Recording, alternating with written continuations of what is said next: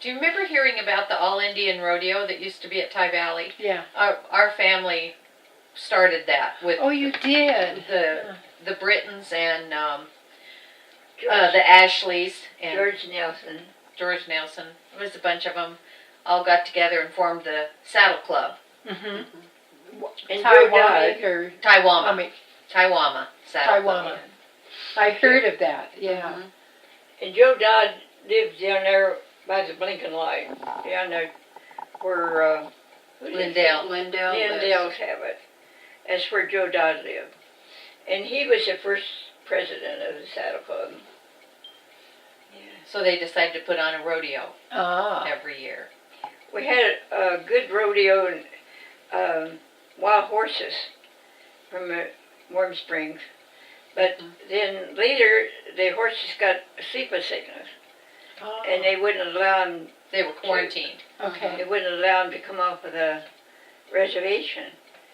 And it just kind of broke it up. They rented professional string.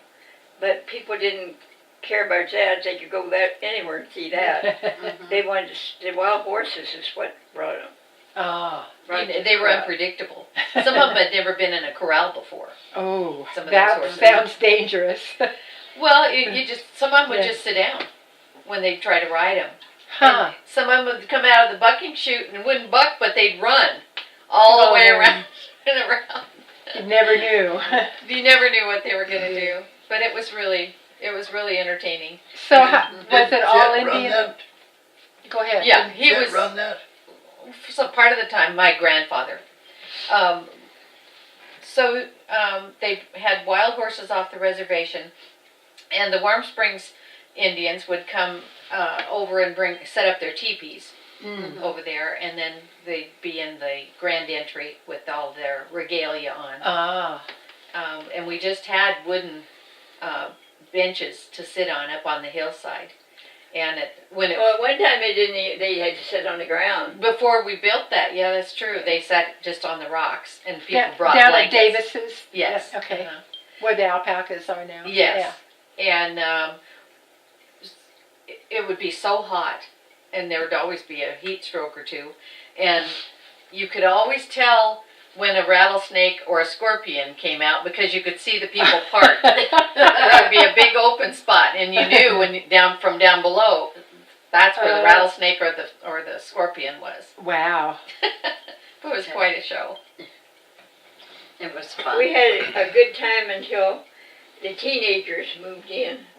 Teenagers started bringing their drinks in with them.